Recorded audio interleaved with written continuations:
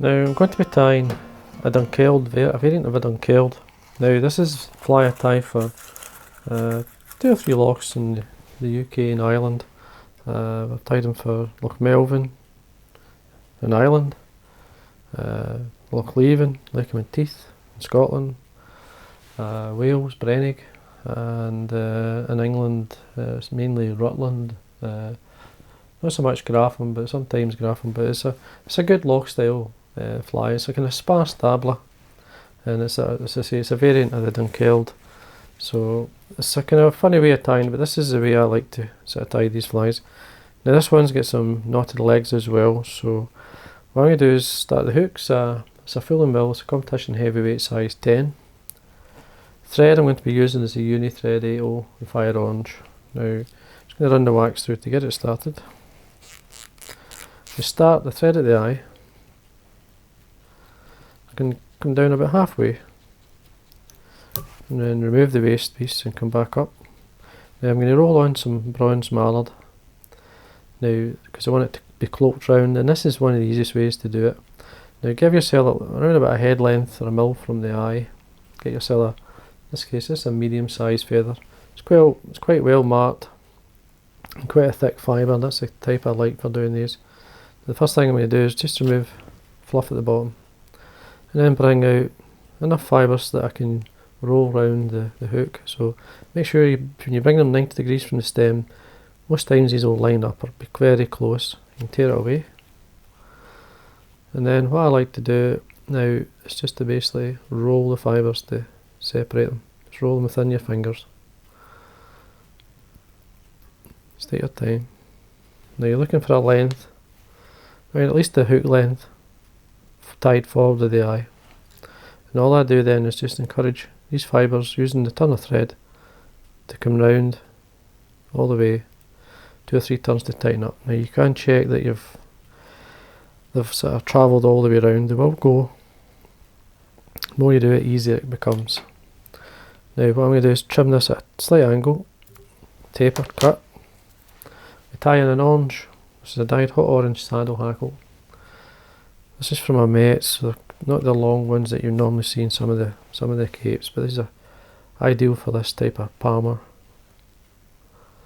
So what I'm going to do is just catch it with the underside and the tip of the feather, or the feather facing over the eye, and then come down.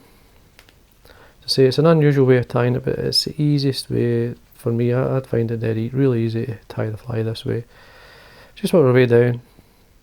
See, there's a tapered cut, gives you a tapered body. Cut that up, break away the waste piece of the hackle. For the tail I'm using the Glo-Brite, the floss, number 11.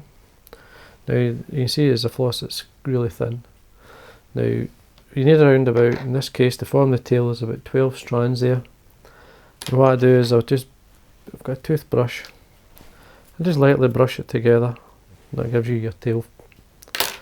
And we tie this on the full length of the body, so there's no space or no steps. A couple of turns to get it started. Tail length, you're looking at half the shank, so just measure there. Then get a small gold wire for your rib.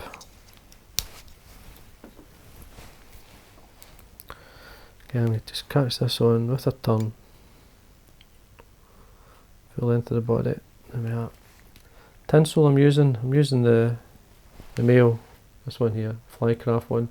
It's a very thin sort of Mylar tinsel. It's a gold silver one side, gold the other. We need this gold side. It's a rich gold, it's a nice, what we call an old gold colour. Again, we catch this full length of the body, and as we wind up we tie all these in. Just take your time. Try and keep it as smooth as possible. Basically tapering up. Nice and tight. Just a wee bit more wax on my thread.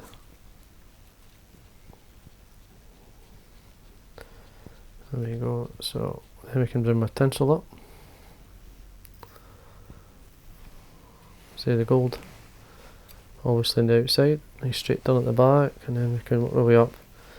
The male tinsel is really fine. It's thin, so it covers really well. Any lumps and bumps, it will hide it for you. You want 2 or 3 turns to get it used to catching it in. The fly comes together at the end, basically when we're tying this all forward, it all comes together.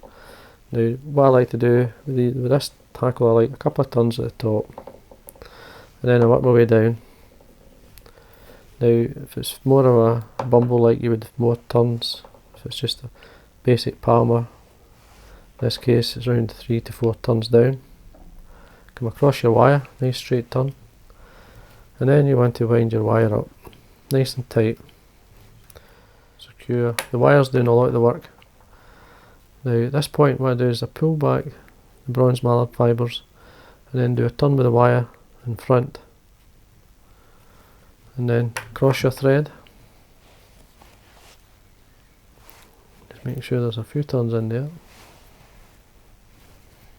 Again, just once you've got 2 or 3 turns in, you can come in with a few more turns, but pull back the bronze mallard fibre. Need to build the head up a wee bit. You can bend away and break away the wire. We can then break off the hackle. Now I'm going to use a bit of hairdressing there. I've got a bit of hairdryer here. Just draw this back.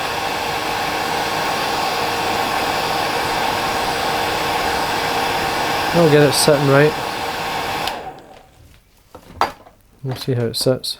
Now I'm going to get, this is a dyed orange, obviously pheasant tail. It's got pheasant tail dyed a nice orange, nice warm orange. I've knotted the ends. Now I've got 6 legs, I want 3 either side, so I'll bring 6 fibres out, tear it away. 3 either side of the hook. So what I'm doing here is just getting the 3 to sit where I want. Waiting for the tail, because this is going to be tied for international competitions. So if you look, it's going to be the full length of the hook and then half the body should be fine. And tighten up. Just you can fold these back, so I'm never going to pull out. And don't be shy of a head. You can always break these away. A nice neat cut if you do that. Keep the thread tight. Now the option is to put, I'm going to put 2 jungle cock eyes on this. This is a small, basically jungle cock patch I had. The eyes were pure white. I've dyed them Sunburst. It just lifts the colour a bit, so we can then use them. Just get 2 the same size. Draw back the fibres that you don't need. Dye them on. Now I know this is, like, for some people this will look a funny fly, but with an international competition flies, these flies work extremely well, especially in the locks in this style. So what I'm doing here is 2 or 3 turns to get it caught in. You're happy with the position of the eye, then we can fold back the remains, getting the thread tight. We can then form a nice head. Now I'm not using fire orange for nothing. I want to be able to see the fire orange shade, so trim away the thread. You can cut away these waste ends of the jungle cock. See how they've cut? That's fine. There we are. And that's basically it's a competition fly. It's not for to win competitions in fly tying, but win competitions when it comes to fly fishing. And it's this type of style that works extremely well, and a colour combination that works. I know it does really well in Loch in Melvin. It's always done well in Loch Leven. So Brennig, Rutland, good wave. You really can't go wrong with flies in this sort of style. So we enjoyed that.